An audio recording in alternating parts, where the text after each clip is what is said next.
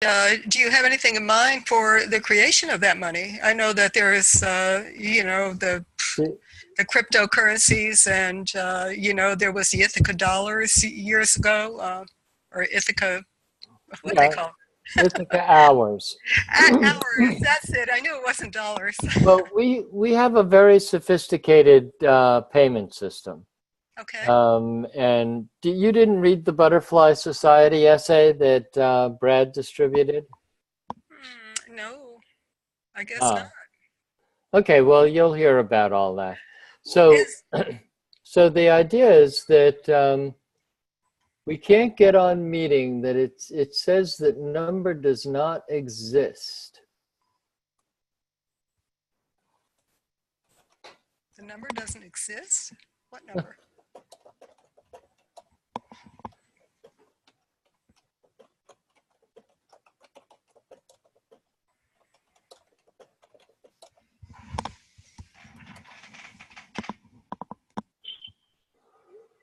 So Brad just said he couldn't get on.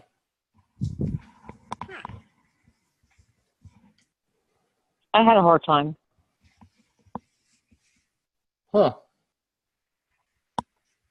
Well, let me just see whether I can give that information again. I didn't have any trouble. 420-748-4462 was the Zoom.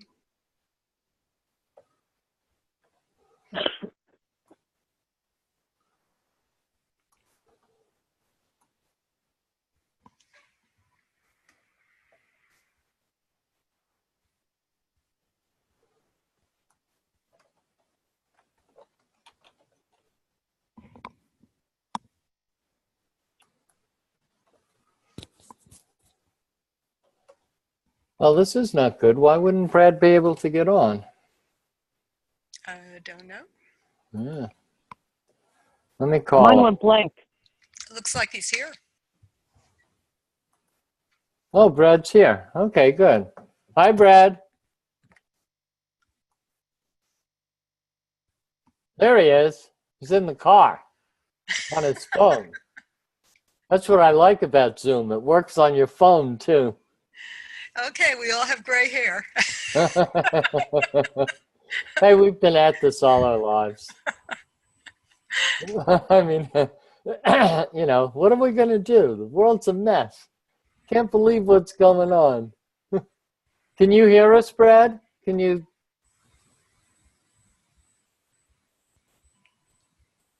hear us?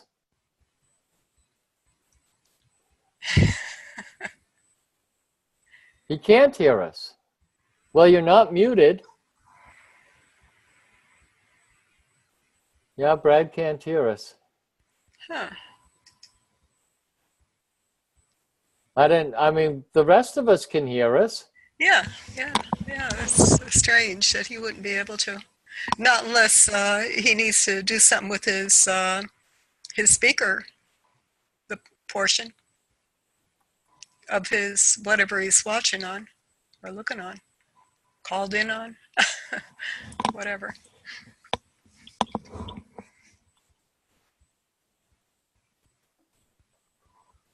So there's a chat.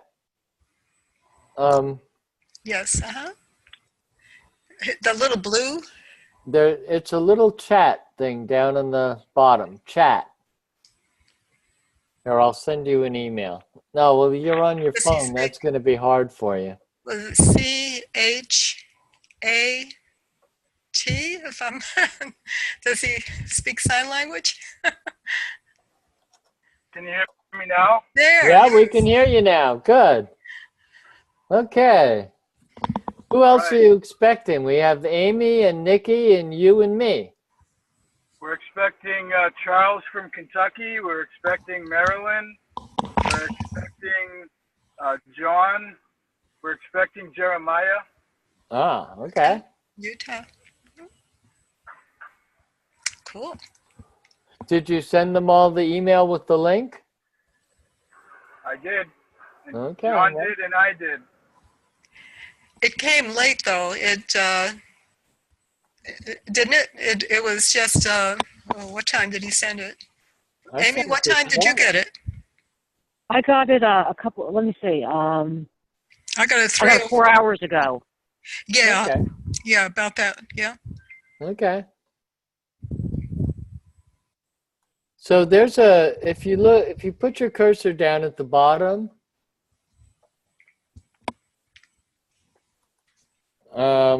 there's a chat, and when we can't communicate for some reason, we can use the chat. Okay, so here comes Oh. Amy on her computer. Yes, because I wanted to see you guys. I don't have a camera though. My computer went down a couple months ago, so I'm using a backup that doesn't have a camera. Oh, okay. Hi, Amy. Hello, I'm sorry you can't see me, but I can see you. That's all Right. right. Well, that's good. What color is your hair? So you, It's kind of brown with gray roots. Oh, okay. so you can hang up your phone because you're on the computer. Oh, can you hear me on the computer?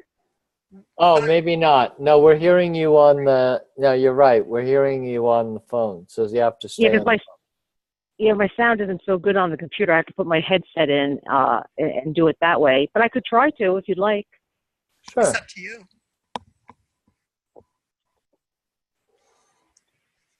It'll free up a little screen space. Do we need to do anything to get the other people on? Well, Charles is on his phone like I am, and he's trying to figure out.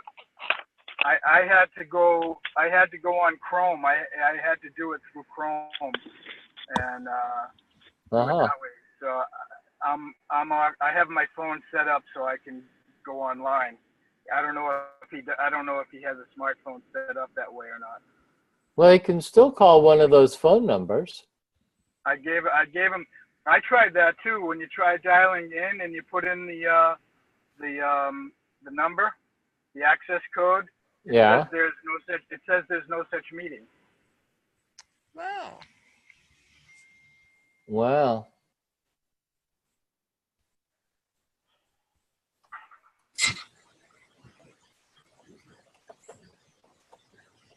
So I don't know if Amy or Nikki, if you have Marilyn's number, have her call Charles and John and Jeremiah. I know Jeremiah can figure it out. He's the IT. If I can figure it out, Jeremiah can figure it out. Okay, I'm going to go ahead and step away, and I have to get Marilyn's number. I think I have it. Yeah. Okay.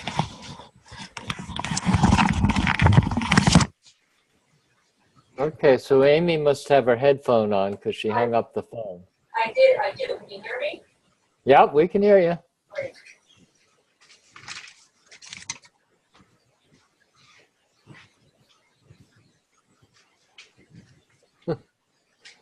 Yeah, I mean, Zoom is supposed to just, if you can get online on your phone and you click on the link, then Zoom's supposed to be able to just download so that you can use it.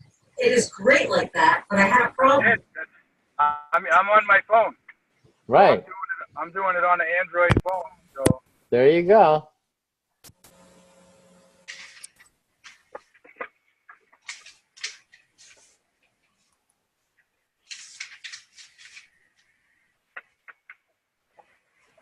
So I don't think it's a good idea to start when so many people aren't here yet. So what do you think? yeah, I'd like to give them a few minutes to figure out how to get on. They have all the information. Is John Rutherford supposed to be on here? Yes. Okay, let me give him a call. I have his and Phyllis' number, but I don't have Marilyn's right off the top here. So. Let me see if I have it.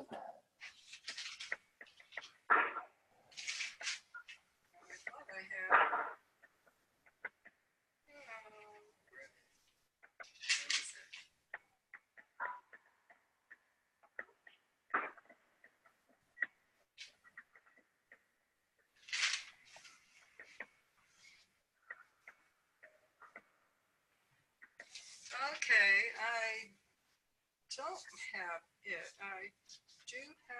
post this though, so unless you have it, you can give it to me, and that way I'll have it.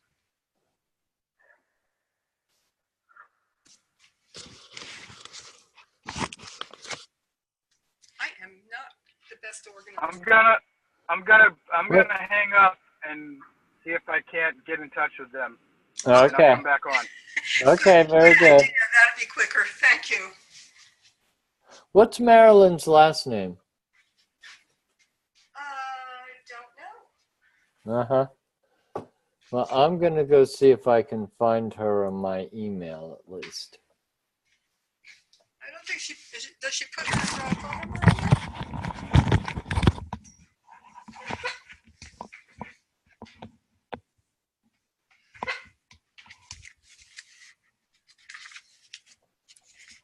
I had another phone, and what happened is that when I got the new one, I didn't transfer all the phone numbers. I wrote them on pieces of paper as I needed them. Now that I'm looking for them, I can't find them. Oh, right away, anyway. I know they're here somewhere.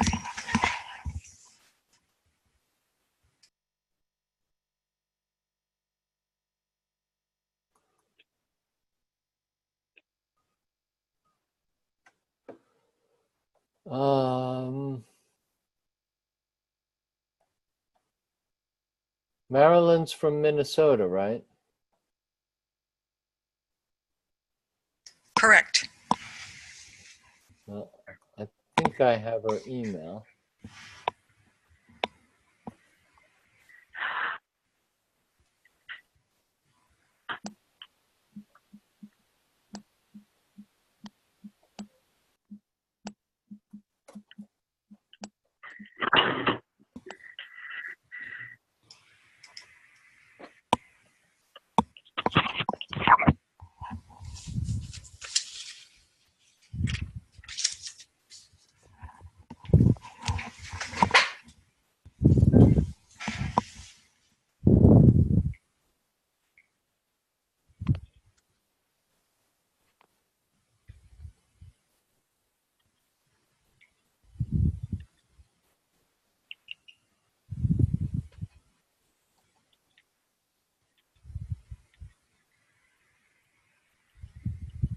Can you hear me? I can, yeah.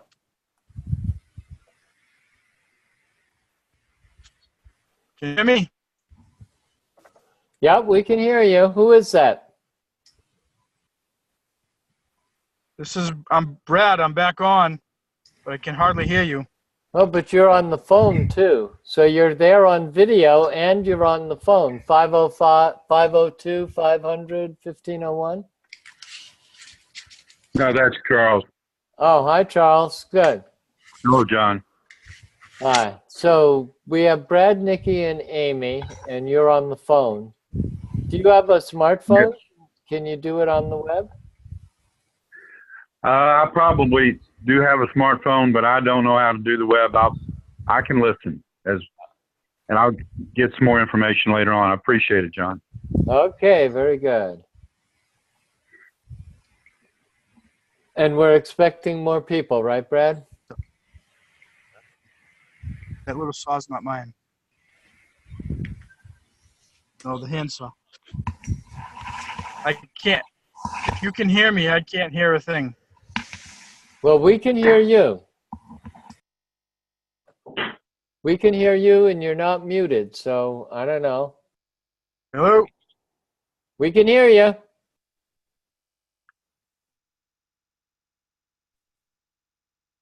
Did you hear us?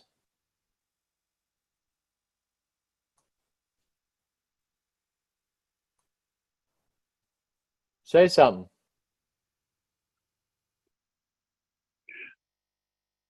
Oh, now Are you Brad. talking to Charles or Brad? I was trying to get Brad so that we could hear him, but he's now muted. So now he's off mute. No, I can hear you. I can hear you now. Okay, very good. All right, I'm all set. Okay. Yeah, Brad, you tell me when to start. Marilyn's not on, right? No, I sent her an email with the information again. Charles is on, and Nikki is on, and Amy is on. Well, it's getting kind of late, so why don't is everybody else able to listen in? I can hear. Okay, good. So let me start. The idea of the republic, as I understand it, is to create the republic that we actually want to live in from the ground up. And by creating a governance structure, we have some possibility of actually doing that. And if we were able to add being able to issue money to it as well, then that would give us that much more possibility, because the primary tool that the sovereign uses to create the conditions in which we live is money creation. So we're in the mess that we're in because the Fed and the banks issue money as debt to themselves, and money is always scarce, and the things that we think are important, we can never get funded. And the things that they think are important are all funded. So we have a controlled media, we have a controlled educational system, the corporations are in charge, they've even made them persons. And it's kind of, it's a very daunting situation to figure out what to do. So what I've been working on is the idea that we can, community by community, create a genuine sovereign experience by learning how to issue money. And issuing money is, from one point of view, it's, you know, it's a crazy idea, it's impossible, we'll never be able to do it. From another point of view, it's very straightforward. And the reason is that money is always an agreement. So it's either a matter of law, it's a custom, it's a social convention, and in any event, it's a social technology. So what Common Good has done is created a software system that allows us to create money for the things that we think are valuable. And of course, the important thing is the amount of participation. How many people, how many businesses, how many opportunities do we have to spend the money that we create, because the businesses and the other people accept it. So it gets its value. We use the dollar, right, as the unit of value. We're not trying to create a new unit of value. But we are issuing our own money so that we control what it's issued for, how it circulates, we regulate all of that. And that's what puts us in a position to be creating common good communities or sovereign communities. Now, the software system is basically transferring dollars, normal, national money, Federal Reserve money, from the bank into the community's account. And once you do that, in order to participate, you read, understand, and sign the agreement, the contract that we make with each other to use something other than the dollar. And the agreement basically says that as long as you have plenty of places to spend the common good that we issue, you'll use common good. And to the extent that you can't spend it, you'll cash out. But cashing out reduces the amount of money that the community has available to allocate and limits how much we're able to issue. Because if we issue more than people transfer, then not everybody will be able to cash out. So is that clear? Am I making any sense? You sign up, you agree what it is that we're doing, that you'll use the system as it's designed, that you'll participate. You transfer money from your bank account into the community account. We create the same amount of money that goes into your common good account, and you trade with the common good. And we can issue common good, and we can allocate money from the community account. So, Yeah, Nikki? Yeah, I do have a question, point of information as well as concern, and that is using the dollar as the unit of value. Are you familiar with Bernard von Nothaus that had the Liberty Dollar many years ago? Yeah, sure. Okay, are you aware that they came after him because even though the dollars were the silver, okay, it was silver coins, he was using the dollar value. So in other words, he was usurping like a copyright or whatever. I can't remember exactly what the Fed said, but that's what shut him down. Okay, just because he used the dollar as the value amount for the silver. Right. And just a technicality. So I'm wondering if you had thought about that. If not, it might be something you want to think about, and look into. Okay. What we're doing is what we call mutual credit or community created credit. And there's billions and billions of dollars of business being conducted with mutual credit. Okay. So there are really a lot of business-to-business barter setups where they're using the dollar as the unit of value, but they're using their community credit or their mutual credit to effect trades. There are all across the world. There are really many complementary currencies that are using the dollar as the unit of value and something else as the means of exchange. So I used to be on the board, for instance, of Berkshires. And Berkshires are convertible at a discount to dollars. And the IRS has, on numerous different occasions, ruled that as long as you're not using it as a way to avoid paying taxes, right, sales tax and what have you, they have no quibble with it. So it was with the Liberty Dollar, the issue was more that it was cash, not mutual credit. So it was kind of like the value is in the cash itself. So we're by agreement or by contract, we're extending credit to each other. That helps. And as long as we're not using it to avoid taxes, in other words, every year you get a 1099-B from Common Good that shows the amount of transactions that you did in Common Good, and the stores where you buy, they treat it just like dollars. It's like it's a separate bank account. That's it. So from that point of view, we think that we're pretty unassailable. That because we're doing something that we contract to do with each other, there's no contract in Liberty Dollars. Right. You're buying them and then circulating them. And for some reason, they went after him. Maybe because he was being really successful. So, it was the dollar sign that it actually, because I was part of that, so it was the dollar sign that kind of it caused the problem. Right. So we use a little globe as our logo, not a dollar sign. Gotcha. But we're treating Common Good and dollars the same. So we're not particularly making a distinction between them. Okay.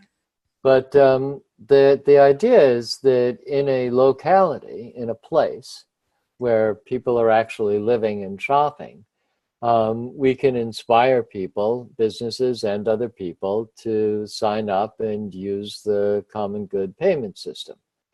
And because we're preserving the dollars, so to speak, and because we're integrated into the de facto system, it makes it easy to participate. And of course, the entire value of what we're trying to do is not putting a little bit more money into circulation, but actually getting people together to decide how they would like things to be, with an increasing ability to fund what they agree would be good. So the Common Good Community in Greenfield, there's also one in Ann Arbor, there's one in Goshen, Indiana, there's an incipient one in Brattleboro, Vermont. I'm working on one in New London, Connecticut. I'm working on one in Red Wing, Minnesota. We're gradually gaining traction. But in Greenfield, we started with the local co-op grocery store and 2 restaurants. And from that, we're now 40 businesses and almost 300 people, of about half of whom are regular users. So, and we're in the process of allocating somewhere between $20,000 and $30,000 as grants or investments to projects that we agree would be worthwhile. And we're beginning to talk about what we might incentivize. So rather than making a grant, let's incentivize buying local organic food, or supporting the natural medicine people, or increasing the viability of local farms. So we basically see the biggest opportunity is in the food sector, the locally produced food. And there's all kinds of there's huge potential, but it all has to be developed. So when we're developing a way of deciding together what to issue money for, that's the real value of what we're doing. That experience of being able to issue money, because that's what the sovereign does. The sovereign issues the money to create the conditions in which we live. And banks issue our money as debt to themselves, interest-bearing debt to themselves, which is automatically transferring the wealth from all of us who create it to the very few who own the banks and who basically run the world. So yeah, that makes the decision-making process the really important piece. So the decision-making process is based on this idea of sociocracy. So demos is the mass of people, and krati is deciding. So the mass of people decide in demosocracy, right, in democracy. And in sociocracy, the people who associate with each other, who know each other, are deciding. And in order to, the way that I got to this was by trying to understand where it all went wrong, right? So you go back to colonial times, and it's 3 months to England. And when the ship comes over from England, it's bringing goods and services from England, right? Glass and pewter and metal and what have you, not food. And they're sending back food and pelts and, commodities, cotton, what have you. And so all the money that's coming from England is going back to that the English pay for the goods that the colony is going back to England to buy the glass and the stuff that you need from an industrial country. So Benjamin Franklin is lamenting the shortage of money. And 2 things happened during colonial times. One was that if you look at wampum from the point of view of the Indians, of the native people, it's an acknowledgement of a gift received, right? So the settler gives the Indian a domesticated dog, big deal back then, which hardly anyone knows about, or a knife or what have you. And the Indian would give him a memento, a mnemonic, in order to remember the significance of the gift, called wampum. And wampum is shells from the coast of the quahog clam, and about 10% of the shell is purple, and about 90% is white. So a white wampum bead is 1, and a purple one is 10. So you're already able to sort of indicate the value. But from an Indian's point of view, there's no sense of money, because in a tribe, everybody's taken care of. There's no poverty in a tribe. Everybody is living the way that the tribe can support. So the colonist experiences the Indian giving him wampum as paying him. And so wampum became a currency. And you can counterfeit it. They even set up factories to manufacture wampum, and wampum circulated. This is the late 1600s, early 1700s. Wampum was actually circulating as a currency. So during the time that wampum was working and it wasn't in short supply, there was a huge difference in what the colonies were able to accomplish. Benjamin Franklin goes to a Iroquois nation, a Haudenosaunee powwow. He's learned a little bit of Mohawk. The chief of the nation, of the Iroquois nation, has learned some English, and they're able to communicate. And Benjamin Franklin is appreciating the separation of powers that governs the Haudenosaunee nation. Basically, the grandmothers appoint the chief, and the chief serves as long as the grandmothers agree that he's acting in the best interests of the tribe. There's a real separation of powers there. I mean, that makes really good sense, at least from my point of view. Anyway, while he's there, the brave comes into camp laden down with wampum and gives it to the chief, who distributes it to the chiefs of the tribes, who distribute it to the chiefs of the clans. And Benjamin Franklin's watching this because it looks like money to him. And the chief says, well, yes, but in the Indian culture, it's a newsletter. It's a way of commemorating the significant events and the gifts that we give to each other, and to record the agreements that we make and the treaties that we make.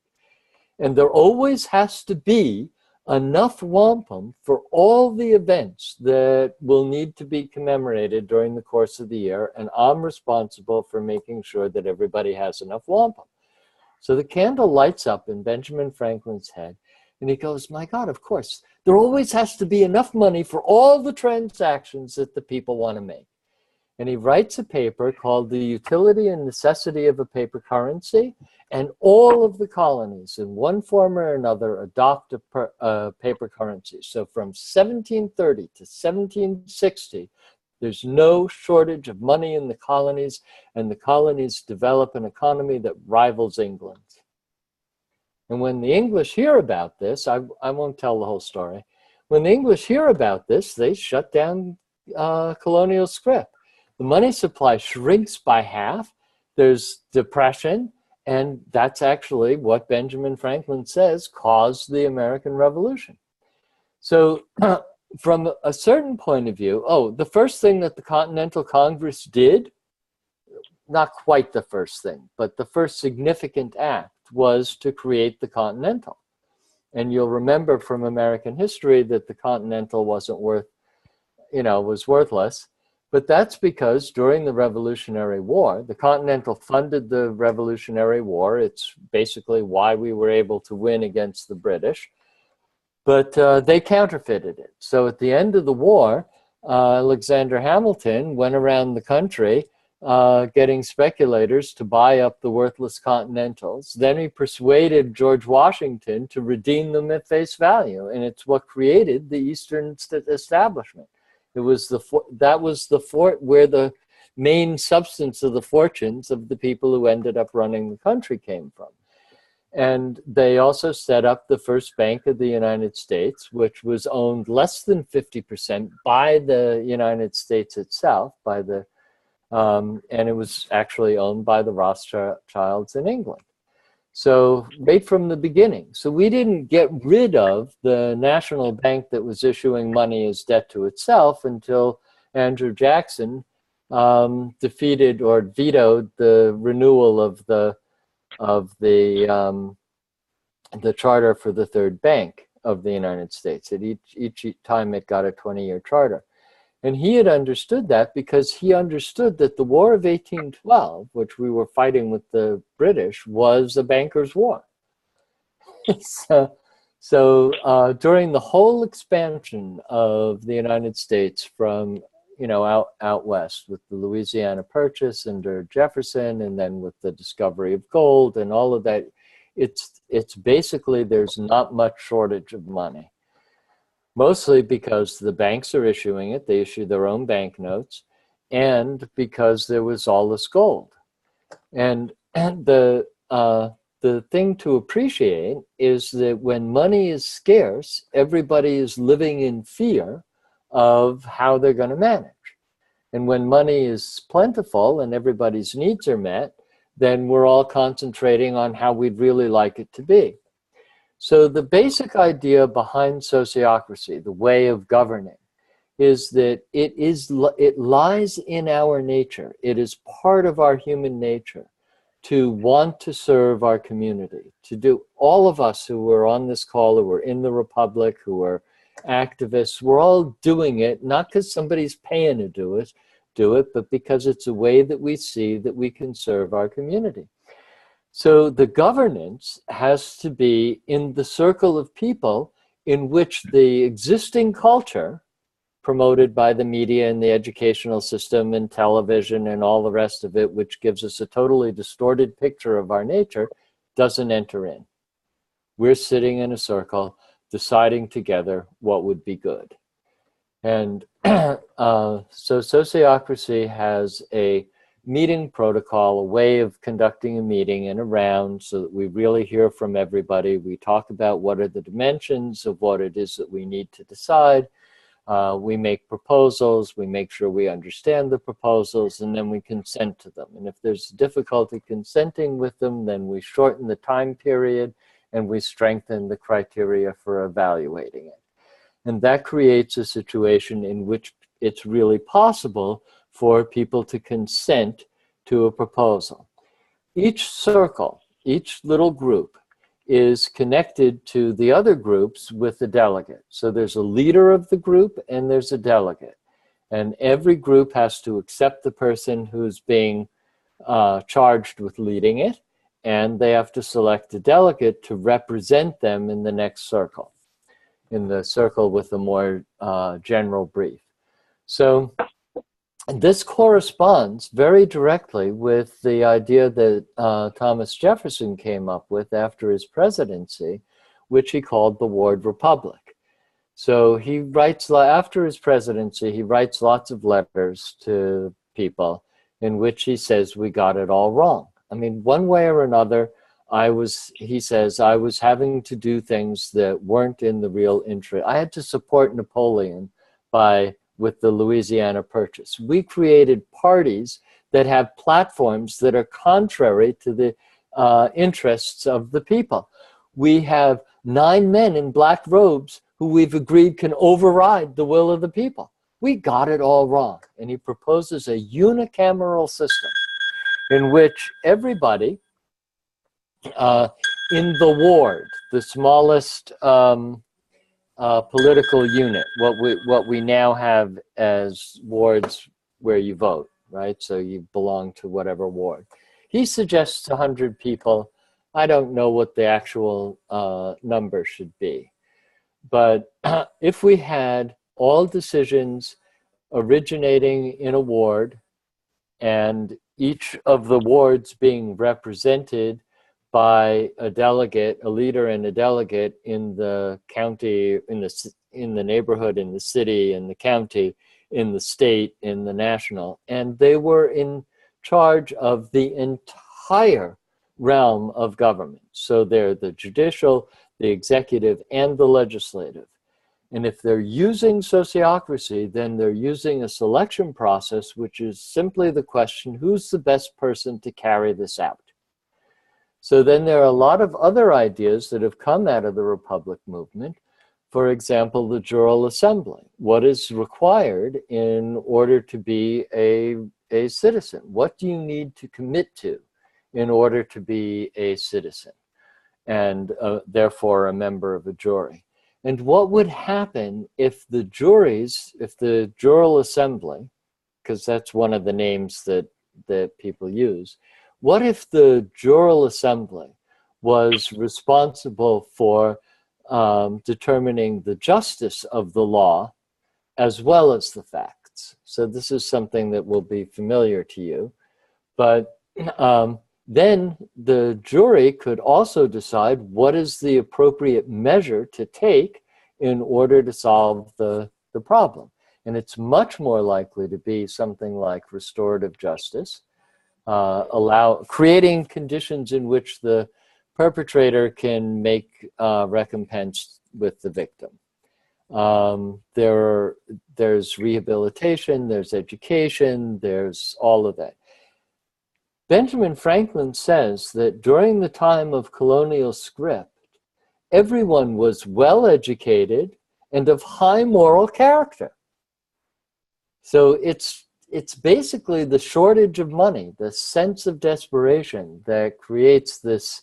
There are crimes of passion. I'm not trying to say that there aren't, but it's that underlying fear that creates the criminal propensity. So we could totally eliminate that with the jural assembly, with the ward republic, if we were to use sociocracy. So in Jefferson's ward republic, he describes that anything that the assembly, that the ward decides would be good, they can also be responsible for carrying it out. Brad disappeared. Oh, well. And that's what I'm suggesting a common good community could be. And that's why I'm interested in the Republic, because it already has it's already working with the idea of how do we reclaim, how do we recreate our sovereignty. So I've been very interested in anarchy for a really long time. The idea, does anyone know Larkin Rose? Yes, Yeah? I know Larkin Rose. Okay, so he does a really good job of describing why it is that the institution of government is the problem. As soon as you give the authority to commit crimes to the government, you've lost the battle.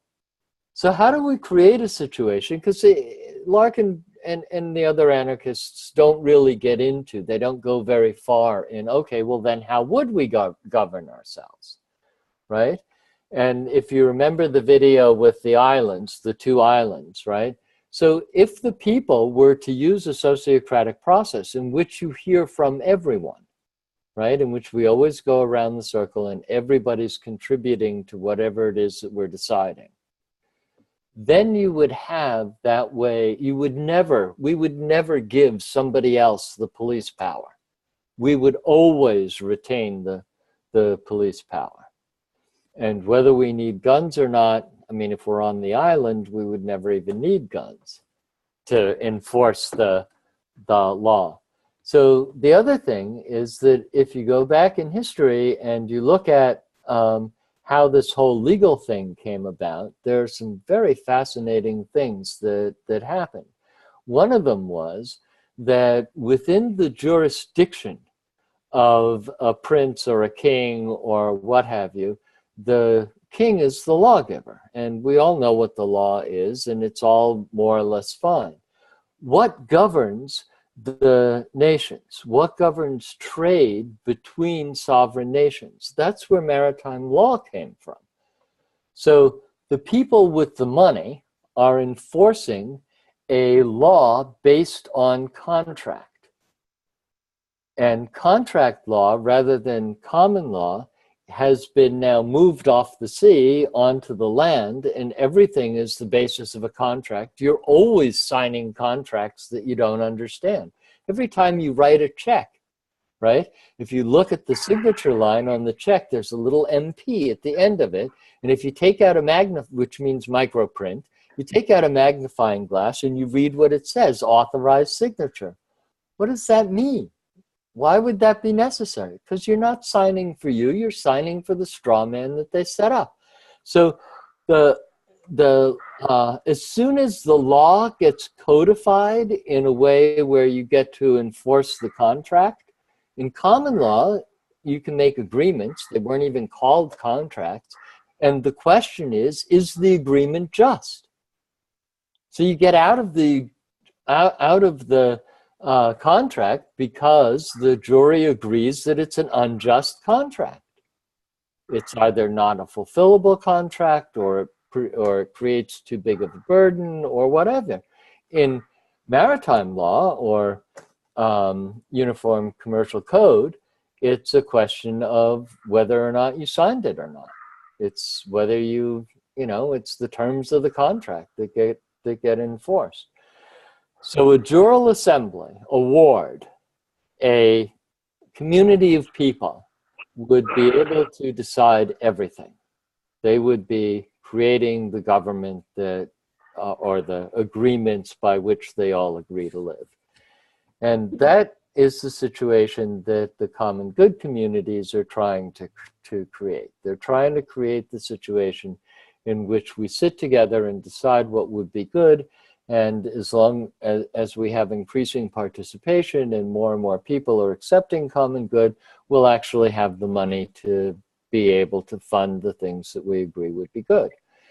I believe that once there are enough communities that have this experience and are issuing millions of dollars, it'll just, there'll be a tipping point and everybody will join and we'll have what we need.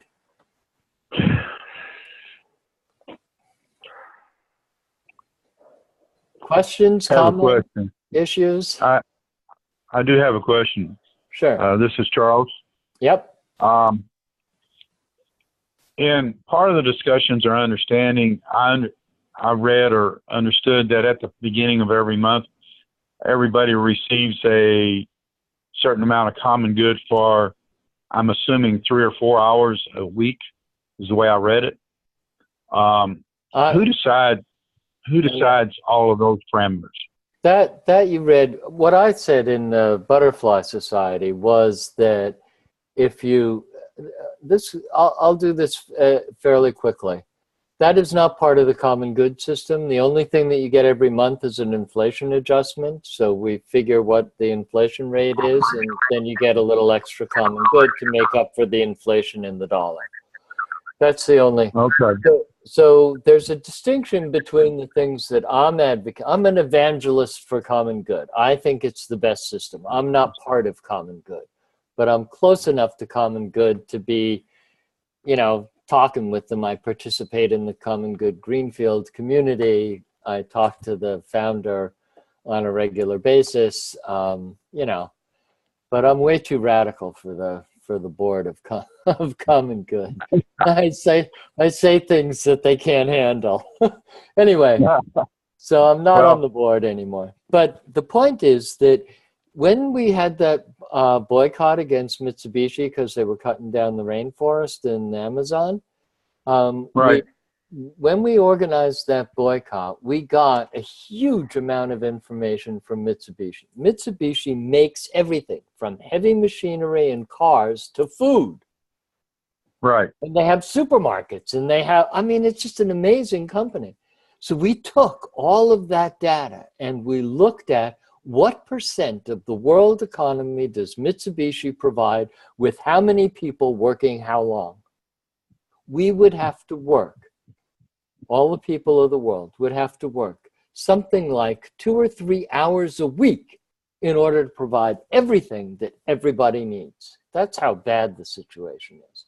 And the rest of the time, we could be sitting together talking about how to make, what's true, how to make everything beautiful, and what would be good. That's what we would be doing. That's human nature. We want everything to be true. We want to understand things. We really want to use science in order to really understand what's true. And we want everything to be beautiful, and we're always trying to do the good. So we would create utopia. And if we had the money to fund it, there wouldn't be any issue. Right. that's what I was getting at with that. Okay. Well, I mean, I'm glad to understand that is the terms, and I'm just curious because, I mean, I would think along these lines, but I'm afraid that what you said is that because we're, you know, using the dollar as the value, the unit of I'm just wondering why. Yeah. Well, I know it's not the value of it, but I'm just saying that we have an exchange that we're making through the bank with it. And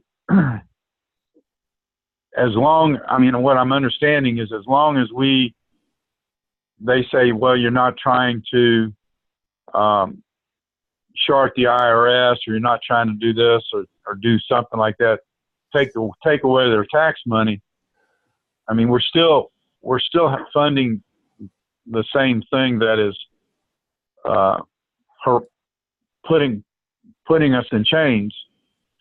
And one of the things that, you know, we are really, I'm not going to say as a group, but I mean, one of the things I'm looking at for is how can I do this to get people into using even a business model, because I have thought through the process of being able to run a restaurant with no profit. Everything's in exchange, and how to do that.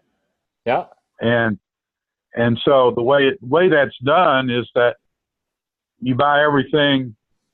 With anything you buy, you pay the sales tax on, but any of the profit that comes out of that is exchanged for people's labor in some form or fashion.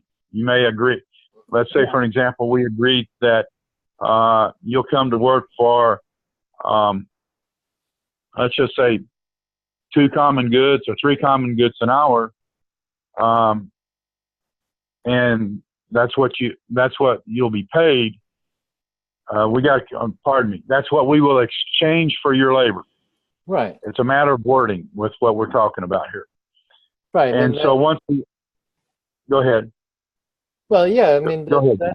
that's exactly the problem that we're in. Everything is done with the meanings of words that we don't understand. If you've ever looked at Black's Dictionary and you look up common words and then you discover what it means legally, you go, oh my God.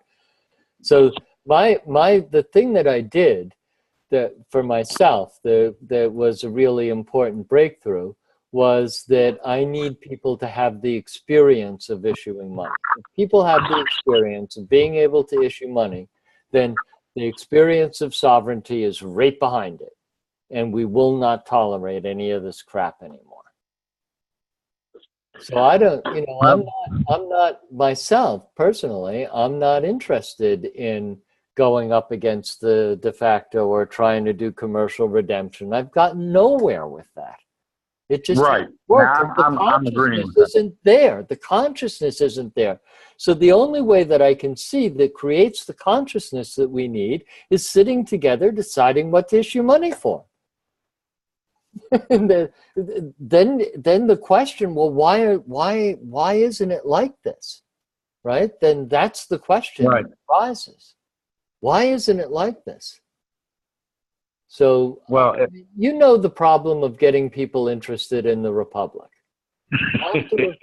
You have to have had some experience along the way about how disastrous the situation that we're in order to be able to entertain the idea. And that's true.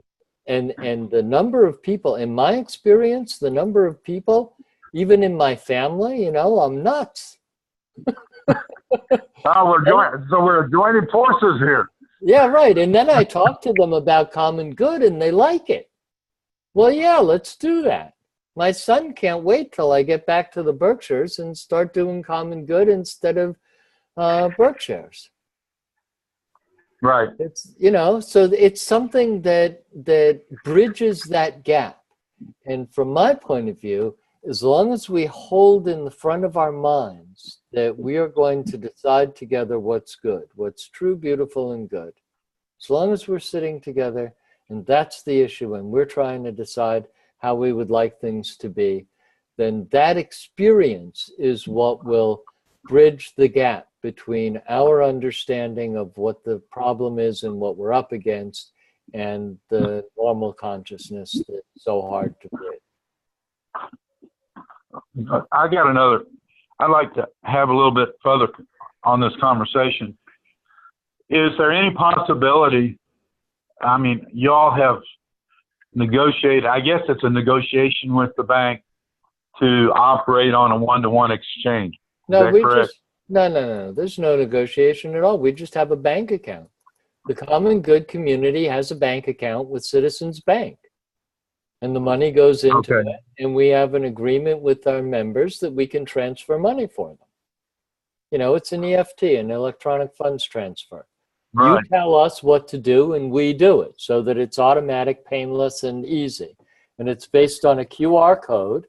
Then the QR code is what makes it totally cheap. I mean, there's practically no transaction cost. That's my Just Abundance Common Good card, and that's my personal card. And I go to the store, and they take a picture of the QR code, and the app takes them right into the system. They type in the amount of money, and it goes out of my account into their account, out of my Common Good account into their Common Good account. And then Common Good decides how much credit to give you so that you can go overdrawn based on the monthly purchases that you make, which was a decision that we made. Let's make it possible to, also use credit to buy stuff. And we want you to bring your account back into balance within 30 days, but, there's no real consequence for not doing that. And if it gets out of hand, then we jawbone. We tell everybody, hey, look, everybody's using too much credit, and you need to transfer more money into the community's account so that you can bring your balance back up to zero at least. And most people are treating the credit as the way they would treat any loan. So it's not, it hasn't become a problem. But that's the kind of thing that I'm saying we can do. So we can help somebody out. We could decide to extend them the credit that they need to get back on their feet. Whatever, we're in a position to decide what would be good. So what I'm hearing you say is that we could take, as a group, make a decision instead of having a one-to-one exchange, that we would have a 2-to-1 exchange, or whatever the exchange value would be. Right. And then the difficulty with that is the extent to which it makes it difficult for people to cash out. But if you have a conscious group, right, if you have a group that's actually conscious of what they're doing, aware, then there's no reason to do that. Everybody would understand the extent to which they can cash out. Right. And that's the whole point. Once you're in this position where you're participating in regulating the money supply, you're sovereign. I see that, and I understand that. This is one of the parts of the puzzle that has to be solved. Yeah. Okay. So let me try to understand this. So what? If I join the Common Good, I would send, let's just say, for example, I'd send $1,000, whatever the exchange would be. I'd get a QI number with a card to trade, and then you'd have to inspire the businesses where you want to buy to sign up. Right. That's the issue. That's, the point is that in order to do commercial redemption, you have to get the judge, at least some of the lawyers, and the jury to all understand you. And they don't. Right. They see the scam. What do you mean you're trying to tap your straw man account? What are you, nuts? And you can explain it as clearly as you can. And when you registered the birth and you got a birth certificate, there's a little red number on the back, which is registered on Wall Street as your bond. I would like, instead of making that bond available to the United States to screw me with, I would like it myself. I would like to claim my straw man so that I'm not acting without consciousness, without understanding. I would like that money that was created on the basis of my potential productivity to use as I would like to use it. And they all look at you like you're nuts. Right? Yeah, I know. So I know. And it's perfectly clear. I haven't said anything that wasn't perfectly clear. It's not like they can deny it. They can't deny it. They can just say it's frivolous. Get out of here. We're not, I mean, you're nuts. We're not doing it. No. And the only way around that I can see is to make a really solid agreement with a group of people who understand that we're issuing money for the things that we value. Right. It's an agreement. It's a matter of a contract. It's indisputable, unarguable. Well, contracts are the basis of everything underneath the Constitution and even underneath the Articles of Confederation. And if you even go earlier than that, contracts are still the law, the common law of the land. Right. So, and if we were to decide that a particular contract was entered into under false pretenses, we could nullify it. That's right. And that's where we're going. Okay. I'm assuming that at this particular point in time, the common good would have very little use for people that are invalids or things of that nature to contribute. Okay. But I'm just saying, you know, at some point in time, we as a society would have to take care of that. Okay, so take this idea that you have to earn your living. Okay, that's where that comes from. People who are disabled can. I spent my life in an intentional community living and working with people with disabilities. As soon as you are funded and you don't have anything to worry about, what are you interested in? Taking care of them. And them I mean, I lived in a community in which they took care of me. Right, so right. Our human nature is such that the only thing that actually makes you happy is the sense of being able to put your particular ideas and talents and capacities in the service of your community. So if you look at the American ideal of life, liberty, and the pursuit of happiness, and we go back just a little bit further, governments are instituted in order to secure our rights, among which are life, liberty, and the pursuit of happiness. In order to secure our life, you have to have the check at the beginning of the month that's sufficient to take care of all of your material needs. As soon as you have a check at the beginning of the month, so that you don't have to worry about where you're going to live and whether you have a car and enough food and health care, right? Then you are at liberty. You are at liberty to do whatever you damn please. Okay, that doesn't sound right. You're at liberty to do the things that will make you happy. What is the one thing that you absolutely know will make you really happy? Putting your capacities in the service of the community and it being recognized by the community.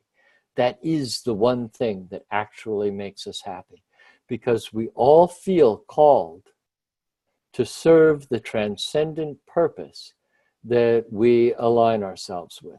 The question that we have when we're in high school and in college is, what do I want to dedicate my life to? And then you're confronted by this spurious need to earn your living.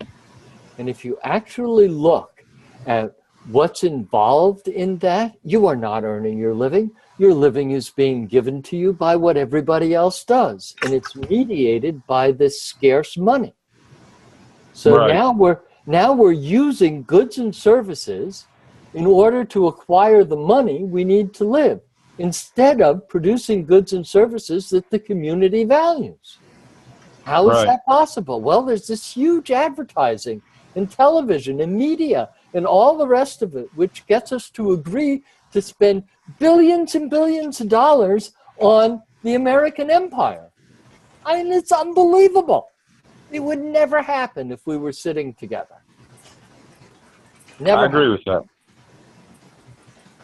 So where I'm going is that the only thing that we're all able to agree to, that everybody would agree to, is that everybody should have what they need to live.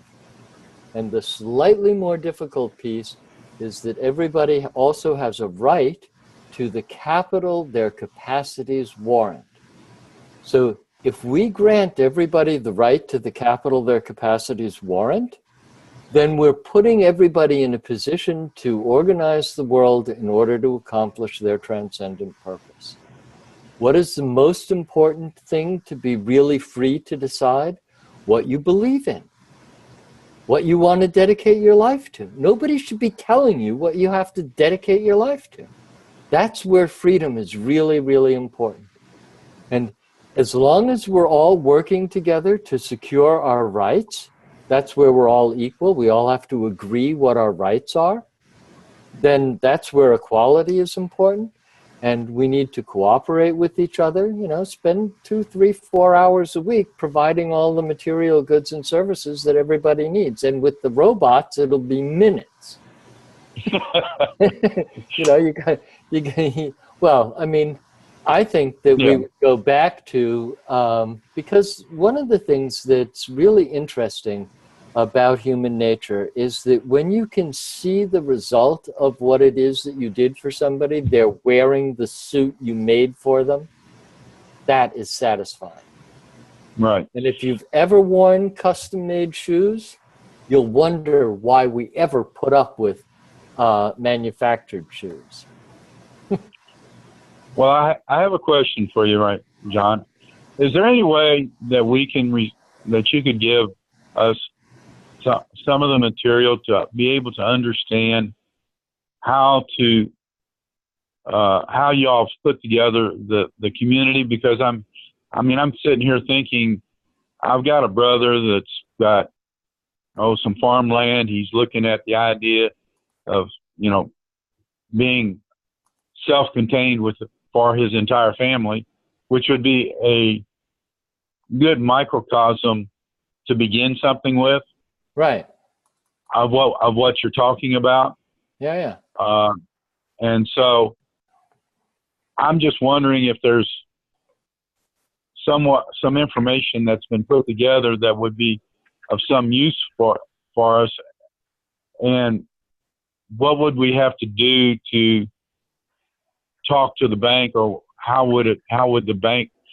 I guess the bank doesn't do anything in this particular process, do they? Don't talk to the bank. Just open a community account. Just open an account in the name of the community. That's all. And then after it's been functioning for a while, then you ask them for EFT rights. You know, we're not for profit. Our members want us to be able to do the transfer for them. And so in other words, I open it up as an association. Yeah, you open up an association account. I mean, the community organizers have a weekly meeting on, sometimes it's on Zoom, sometimes it's just a conference call. And there's a whole sort of toolkit of what you need to know in order to set up a common good community. But the reality of the situation is that you just have to inspire people, that's all. What else do you have to do? Okay. So we think that the easiest way to start is with the local co-op, your local co-op grocery, or the local IGA that is run by whoever that you can actually talk to that would agree to, and it's the food system, it's the organic food system, or the farm to table, or the within 50 miles, or, you know, that whole movement, Right. the slow money movement. Those are the people who get it right away. And so you can create economic circles. The farm supplies the co-op, the people buy at the co-op pays the farmer shops at the co-op. Or Right. the co-op, the members of the co-op shop at the co-op pays its employees what they spend at the co-op, and let's incentivize it so you don't feel like you're getting too little money to shop at the co-op, right? Let's Right. incentivize it. Let's eliminate the differential between what the supermarket charges and what the co-op has to charge. We can do that just by agreement. And you have to understand that then there's a certain limit to how much people will be able to cash out, right? In other words, you're taking responsibility for the situation that you're creating. And then once the farm supply store and the various other things, so the co-ops in the Northeast, they can buy from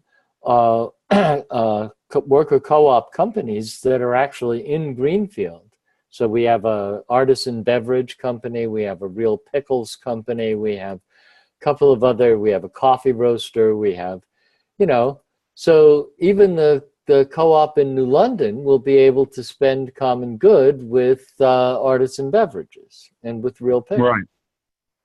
Right.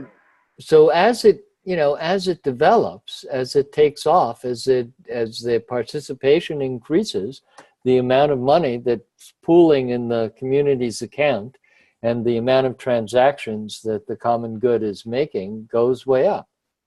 I mean, in Greenfield now we have a dentist, we have a chiropractor, we have various massage therapists, we have the game store, we haven't gotten the movie theater yet, but we will. We have a privately owned, relatively independent grocer. We have, you know, and that was just inspiration. That was just, hey, participate in this. It's good for the community. It'll give the community more money. And there's no downside. There's no cost to you. The transactions are really cheap. You know, and they, okay, well, sounds good. Sign me up. How much of a headache is it? Well, it's like having an extra bank account. Oh my God, I hate bank accounts, you know, but okay, that's okay. That's not a big deal, you know. Okay, I can handle an extra bank account. And that's really all it is. Right. Okay, you just made mention that there's a community group meeting. Yeah. Is it possible for some of us to join that community group meeting to learn more about it? Yeah, sure. You need what you would do is sign up and say that you want to become a community organizer. You talk to William on the phone, or to Ivan or one of the staff, and you tell them that I want to get a common good community going where I'm living, and you know, help me out, and they help you out. You can even get a grant to do what you say you're going to do. So, what I'm doing... Can I get William's number? Yeah, sure. What I'm doing in New London is I had a number of conversations with the local co-op. It's called the Fiddleheads Co-op. And they were very skeptical. So this goes back 2 years. Well, after 2 years of hearing from me and various other people that I know in New London, she agreed to a meeting. The director of the what do you call it, the manager. And so she came to a meeting last night, and she said, you put together a viable plan, and I'm not the only one. You know, you get some of the other businesses, and I'm all in. I love it. It sounds really wonderful. I'm just scared that it's not going to work. So convince me that it can work, and I'm in. Right. And so now we're putting together a core group. We just wrote the invitation to form the core group, and we're going to get New London up and running. Okay. So well, can you give me William's number so I can begin talking to him, please? Yeah, sure. Hang on a sec. Sure. My phone's slow. So 413 413 628 628 1021. 1021. Okay. And his Because name I've is got several other. William William? Spademan. Spademan. Speedman, huh? Spademan. Spademan. And Speedman. if you go to the website, you'll be able to see all of it. I've been on the website. Yeah. I've, You like it? I've been on the website, so I'm moving into the next set of, because I know one lady that has a co-op, and I can probably find a few more other people to see if I can't get something up and running, or looking at it anyway, to be able to start trying something on this. I know how to I know how to go to the banks and get the account that you're referring to. Sure. I've already been through that. So I'm going to ask this another crazy question, but how much is it going to cost in setting up the software, or getting the computer software and that set up? Nothing. To handle that. Not until you Okay. become independent. So every common good community that starts is sovereign from the beginning, right? You're able to, so you need a core group. You need a group of people that isn't just Right. you, in order to start making decisions about what the community is. And you should look into sociocracy a little bit so that you have some sense of how to have successful meetings. And then, Right. which I'm sure you already know, so that's not all that important. But for the long term, the sociocratic methodology is really important, because it's what actually creates that experience of equality. The sociocracy is based on our equivalence. Okay. Correct. So once you have that, once you have a little core group, then you're off and running, and you can even get a grant to do it. Okay. So you use all the software, you use the system, it's all administered from Greenfield until that moment when the core group says, okay, we're going to be responsible for ourselves. It's open source. You can get the entire software off of GitHub. It's not like we're we're the way we would expect us to be. Right. Right. The only reason I'm asking is because, I mean, I guess I'm familiar with the principles of funding and financing businesses. I mean, things, that, I mean, it does require something, and I don't mind looking at those expenses at all, because I look at being able to get that captured somehow, so that I can get this thing up and running. Yeah. So, okay, I will be contacting William. Excellent. Spademan, and see what we can start in Kentucky, because I've got several ideas on things that can make it work.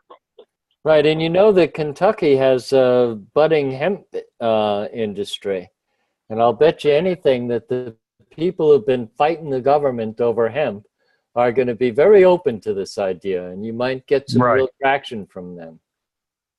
Well, I've helped get that bill passed, but it's not what I wanted. No, of course not.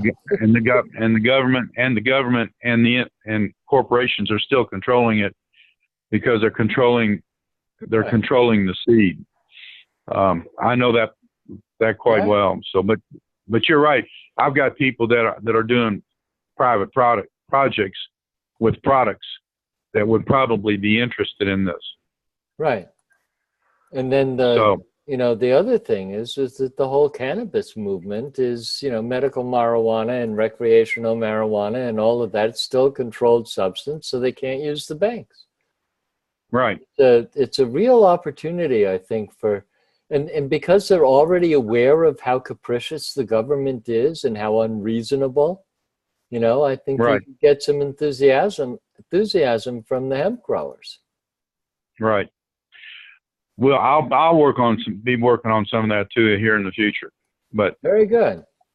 I mean, I've liked what I've heard. The only thing that that I really understand is that at first I thought it was going to be double payment because you have to deposit into the bank, which is fine to receive your common good, was okay. But I was thinking there was something else but you've cleared up how it operates, which is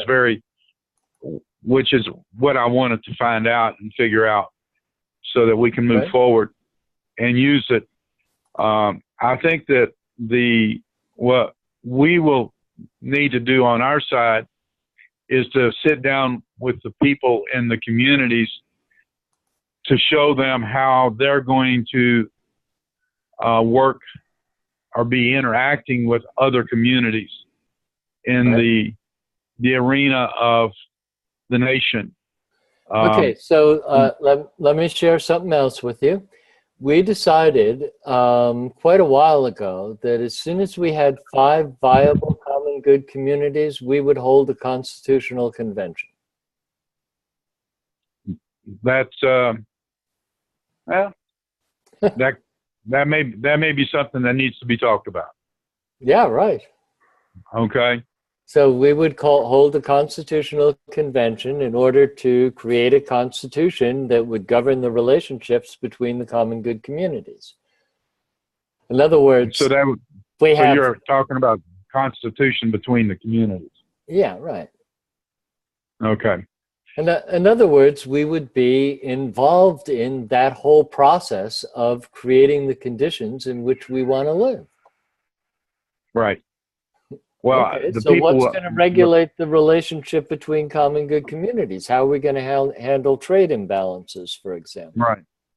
Right. And hey, now we're actually doing what they did back then.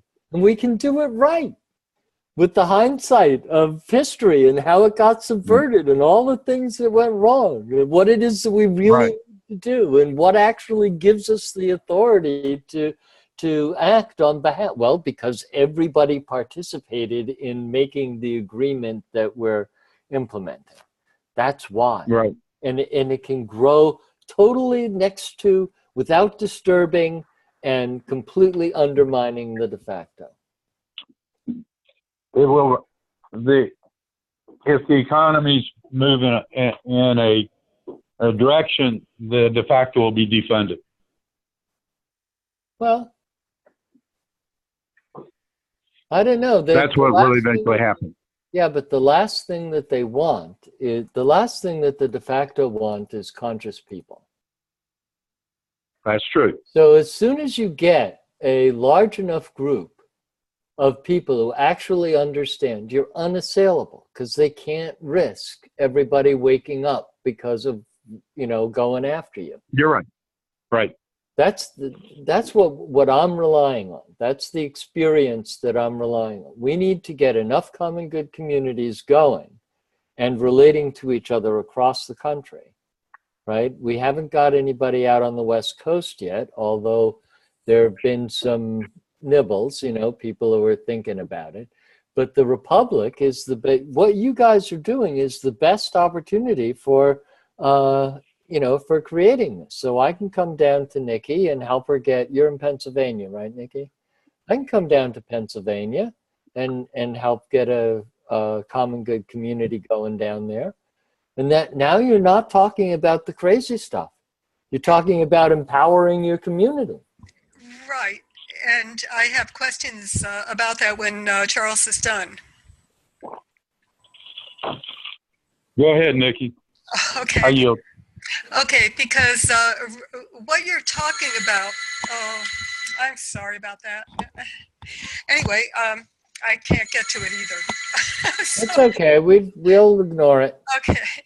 All right. The thing is that right now it is the municipal authorities that are doing something like what you're talking about doing. And what they are empowered to do is they are empowered to float revenue bonds. And what you're sounding like is that's exactly what you're doing in a manner of speaking, right? Yeah, it's not all that different. Money's money. Exactly. But what they do is they bond, bundle, and they monetize, and then that money goes into an account for pennies on the dollar. Basically, that is the note that is printed through the Federal Reserve System at this present point in time. So what you're talking about is very much akin to that, and I'm not quite sure how all the pieces would fit together. However, in order to bond something, there has to be an agreement made that, hey, look, I'll give you a parcel of land to be collateral for this, that, or the other thing, and so what are you asking for? A social security number? What are you asking for upfront in order to bond and monetize for the card? Do you hear what I'm saying?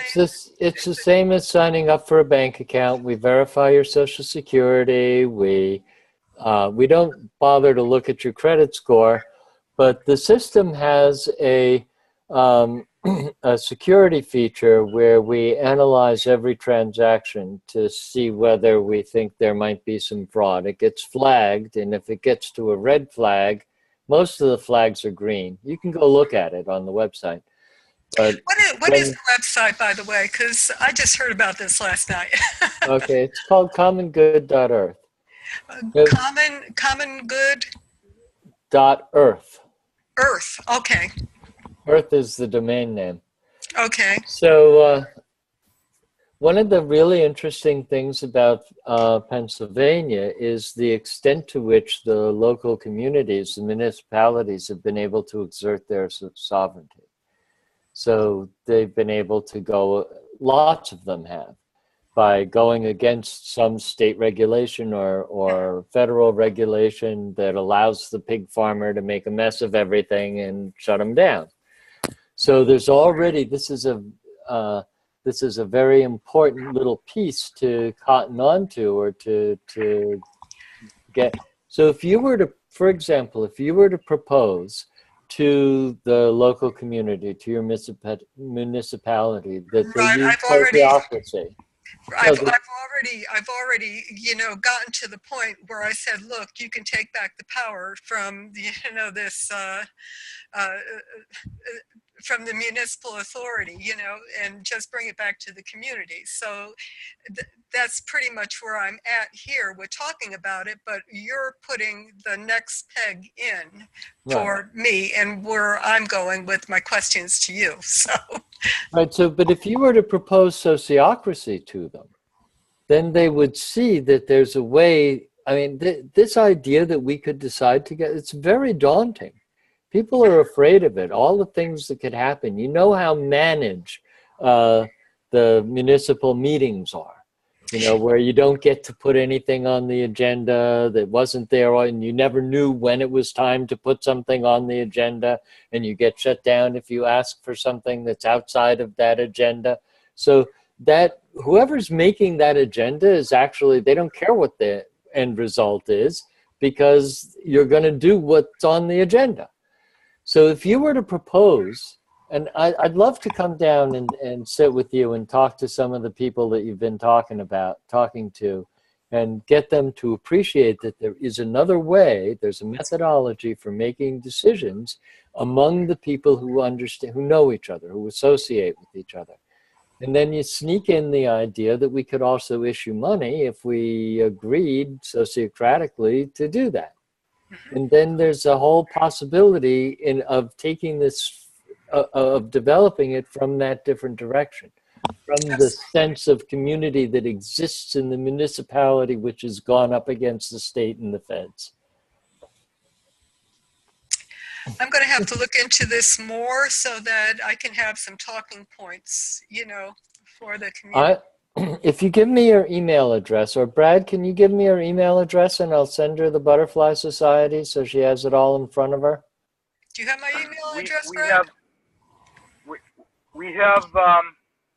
we can get you the Butterfly Society. I'll get it to her, John. Okay, very good. Because we're a lot of people are very concerned about how we pass around information amongst the group. Yes. So I'll make sure that she gets it through the appropriate channels. Thank you. Okay, very good. I appreciate that. Okay. Okay. Okay, this is it's been a good talk. Yeah, yeah, I'm in a very unique situation here. I'm in, like you probably heard me tell Amy, I'm in Lackawanna County. Lackawanna County was the last county to be carved out of Luzerne County here in Pennsylvania, the last county to come, to spring up. And it did everything that it was supposed to do, except it was never filed in Pennsylvania. When I questioned how the township is set up, and I wanted the articles of incorporation. They said they're incorporated. All right, where's the articles of incorporation? I got the runaround, and then from Harrisburg, I get this letter saying that I could find the information I want, that I'm looking for, as far as the township, by contacting the clerk of courts in Lackawanna County, and for Lackawanna County, and she gives me the name and address of the city clerk in Lackawanna, New York. This area here is the anthracite region. So, the trains, the locomotives, everything else. This is the beginning of the Industrial Revolution here. And the banks were networked with the railways in order to, through the directors. And the Scranton family was the biggie there. And the Munleys was and they're still the families, the same. Yeah. It's interesting, and as you know, Luzerne County is kids for cash. So, and that's where in the 1930s, this Berkshire is the one who bonds and monetizes all the private properties in order to bundle and print the notes. And then they tax us, but everything was paid up front. Why are we being taxed? You know what I'm saying? So, I mean, I'm sure you understand where I'm coming from now, right? Yeah, definitely. And capitalizing on that sense that, there's chicanery at the very beginning of the county that's been carried on in the dark ever since. That's a way to wake people up. That's right. As soon as you've got a few people who are awake and you're offering them a way to issue money, I mean, what's not to like? Yeah, and a lot of the old families are still in the area, so Yeah. And they saw the changes. So, yeah, this is, thank you. Thank you. I really appreciate it, John. Good. Excellent. How we doing, Brad? We're doing good. We're, I think a bunch of people are going to be disappointed that we missed out on the call. Is there any way we can get them a way to listen into the recording? I can send it to you. I Okay, can put it yeah, on. well, I can yeah. put it on my YouTube. I'll put it on my YouTube channel, and anybody can watch it. It takes a lot. I have DSL, so it takes a lot of hours to download the whole thing. But when or upload it. Okay. But when it's done, I mean, first it has to render it. That takes a few hours. Then I have to upload it. That takes a long time. But when it is, I'll send you an email with the link, and you can share it. Perfect. Now, if we would like to do another Zoom call with a little bit more time and advanced notice, and talk, I'm sure that we're going to have conversations amongst ourselves, and I'm sure there's going to be lots of questions. Sure. So is there any way that maybe in a couple of weeks we can get the questions all together and have another call? Sure. A bit more notice? Sure. Okay. All right, great. In the meantime, I'm going to get everybody the video that we recorded 2 weeks ago, and we'll give everybody a bone to chew on. Okay.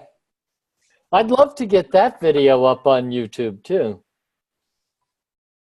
yeah, as soon as I get it, I'll send it to you. Okay, very good.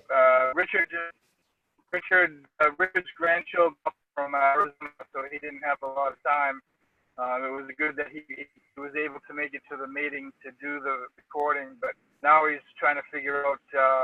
He can't find the cable to actually get it from his video camera to the computer, so we'll get that all taken care of.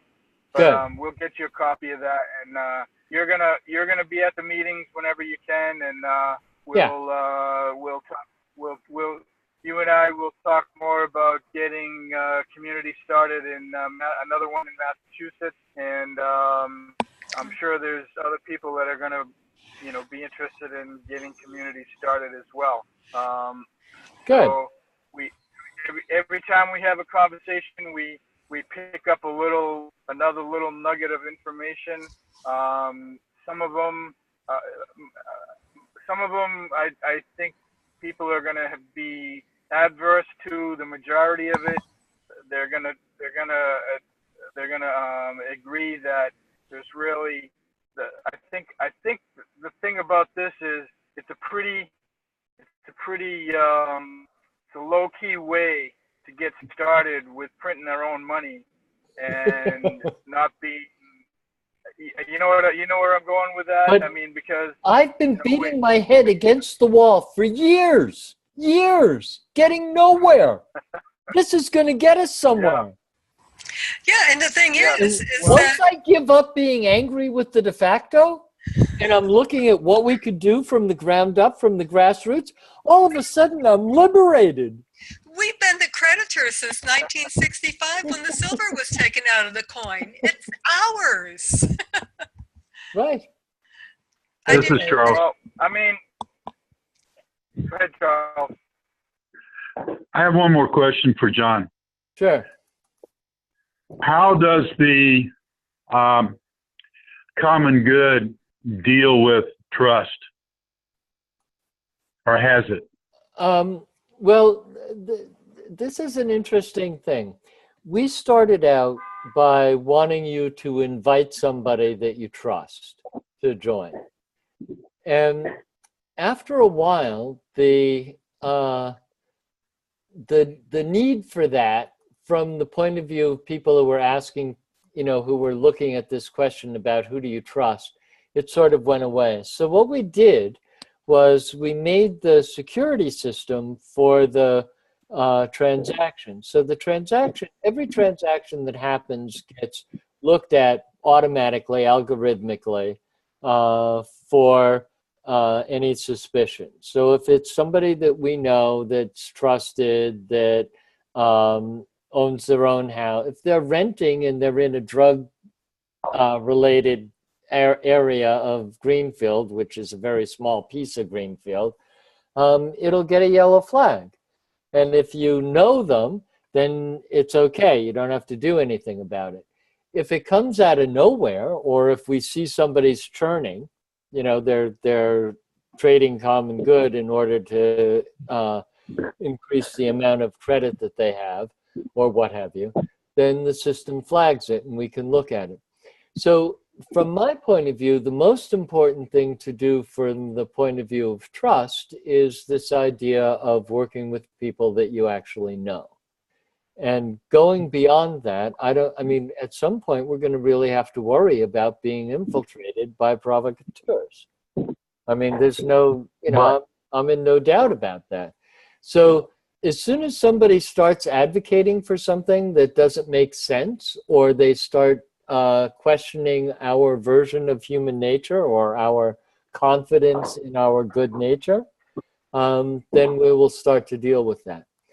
But we did start out having the feeling that we needed to do something about trust, and then nobody thought, basically nobody thought it was important. Why not just have everybody participate? Why do you have to make sure that you know them and trust them? Well, I'm really referring to the entity called a trust document. Not necessarily trusting people. I'm talking about, like you've got businesses that come into the common good I mean, I do all my business through trust. I don't do any business personally. Okay. Everything's done through trust. So, I mean, I would have to, the trust would have to enter into this agreement. That's fine. The only thing is that only individuals are allowed to vote. You vote as an individual. Not as a corporation? Come on. Corporations don't vote. Corporations have no role. They don't vote. They're not involved. They don't do anything. You, as an individual, owner of the business, right? You can set up as many accounts as you want, but you only get one vote because you're only one natural person. So only natural people, real people, get to vote. And you also appoint proxies so that if you don't vote, the person that you appointed as your proxies vote counts for you. So we get 100% participation or close to. Well, actually, John, that goes along a lot down the same avenue that I'm thinking about how corporations are to be controlled. Well, do you know that in the colonial time, when you went to during colonial script time, when you had a project and you wanted limited liability, which was actually necessary if you were doing something that, had any scale, you went to the legislature, you got a charter to do what it was that you said you were going to do, and you got the money to do it, and there was a review which was established at the time that they gave you the charter to make sure that you were doing what you said you were going to do, that what you were doing was serving the common good. So it was the limited liability that was the important thing to encourage people. That was also the idea of patents. I mean, patents are totally abused now, but the idea of the patent was that you would be encouraged to do things that were worthwhile. And when you got your incorporation, when you got your company, the company was subject to the ongoing agreement of the legislature that what you were doing served the common good.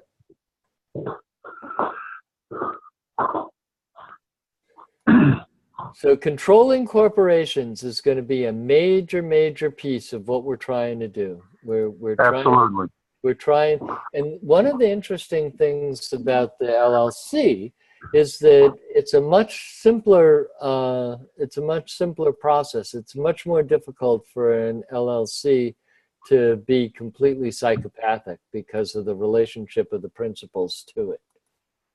So we're going to come up with new corporate forms that can limit your liability, but not your responsibility to act in the public interest. And we're not, I mean, one of the things that I'm really hoping happens relatively early on is that we stop producing goods and services because we need the money. And we start only producing goods and services that people really want. Right.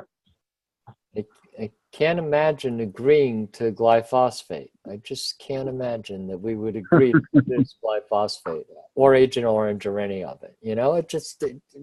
It's not possible. We could never agree to do that. Right. Okay. Well, I think that was a productive hour and a half. Oh, wow. Yeah, not including the delay. So wow. Why don't we, like I said, there's 3 of us here that are capable of regurgitating this to the rest of the group, and we can, talk about it at the leadership committee, and I will arrange for Nikki to get the Butterfly Society, probably through Maryland. You'll probably receive it from Maryland, Nikki, and we'll you and I will be seeing each other on Tuesday night. And I plan. we are going to we're gonna just one step at a time, one bite at a time, Yep. consume the elephant. The journey of 1,000 miles starts with the first step. So Yeah. we've taken our first few steps and we're underway. We're on our journey. Excellent. So there's other ideas that Charles and I have been talking about that I'm gonna run by you on Tuesday night. But I think in general, trying to get something started on our own, printing our own money without getting beaten down by the de facto is going to be a chore that I'm sure none of us is going to have the time or the energy to where something like this already exists, and Right. it can be tweaked into what we actually want in the end anyway. I'm not the only person that has a say in this. I'm just one cog in the wheel. But Right, I personally believe that this is a pretty good way to get started. Yep. And then And I need to say that I am very excited to be working with a group that understands sovereignty. I mean, in the early days when we were creating the system and we called them rebels, the board of Common Good said, "You can't do that." And I said, "Yes, because we're trying to create sovereignty." And they said, "What's sovereignty?" I've been dying to work with people who understand this stuff. It's so important. It really is so important that we're aiming for genuine sovereignty. I think everybody in the group seems to have a different way that they came into the group for different reasons, and some of the people have agendas that probably aren't gonna go anywhere. But for the most part, you're not going to get a bigger group of people, like-minded people, right? That are willing that want to have the same accomplishments and have the same goals as what you're trying to get accomplished. Right. So and when we come to the points where we have little differences, then we'll have conversations about that. But I think for the basic platform to get started, I for one think it's a no-brainer. Right, and the only thing you need to know is that as long as it's being administered from Greenfield, because you're not ready to take it on yourself, it's the way Greenfield wants to do it. So it's as it's designed, but you're sovereign, and at any point you can decide to do it. You get yourself a programmer, you take all the programming off of GitHub, you tweak it to do what it is that you want to do. Like what Charles said, it's 2 for 1, right? Yep. You put in $1, you get $2 worth of common good. I love that idea. It's just that people then have to understand the limitation on the cashing out, right? But you're free to do, each community is genuinely free to do, because that's the only way you can have sovereignty. You can't have a centrally administered anything. And yet you can, through the sociocratic double linking, you can create an organization that's grounded the way Jefferson wanted the Ward Republic to be grounded. Everything has to pass through the Ward Republic before it affects it. Okay, I believe that we have tried to cram enough information in our brains for one afternoon. Okay. And, we should call it a nice meting. We appreciate your time, sir. I appreciate yours. Well, I think we have a marriage here that as soon as we can get a few more things in line, I think it's going to work to everybody's advantage. So I'm sorry that Jeremiah wasn't able to he wanted to be on the call. He's our resident IT guy, so he's the one that would understand what the statements that you just said about how once you want to take this and run with it on your own and turn it into your own community enterprise, he's the one that would be able to, decipher all that and how that would happen. Yeah, he would know what I mean by GitHub. Yeah. So, Right. Okay. Well, God bless everybody. I hope everybody has a nice afternoon. And I think I know myself, I have other things that I have to go do. And Yep. we will we'll meet again. Thank you so Very much. good. Thank you all. Okay. Bye now. Bye-bye. Bye-bye. Take care. Bye.